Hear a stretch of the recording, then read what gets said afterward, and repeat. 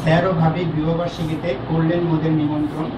এ বিষয়ে কিছু লেখার লোক পারলাম না করতে সংবরণ। দেখতে দেখতে কবে গেল 2 বছর চলে। এই তো সেদিন এসেছিলাম আমরা সবাই মিলে, যেদিন প্রথম ভাবিকে স্যার আনলেন বধূ করে।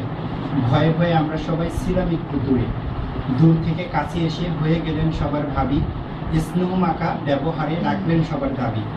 যখন তখন বাসায় এসে করি জ্বালাতন, তবু তিনি হাসি মুখে রাখেন সবার মন। স্যার যেমন ভাবলো তেমন কেউ কারো কম নয়, তাদের কাছে যা পেয়েছি তা কখনো ভোলার নয়। আজকের এই শুভ দিনে কি দেই উপহার, অনেক ভেবে পাই না খুঁজে কুল কিনারা তার।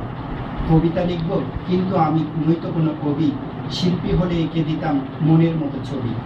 দোয়া করি প্রাণটি ভরে স্যার ও ভাবির তরে, শুভ এদিন হয়ে রঙিন আসুক বারে বারে। হাজার ফুলের সৌরভেতে ফুটুক ভরে মন, দুঃখ সরে সুখের তরে কাটুকে জীবন।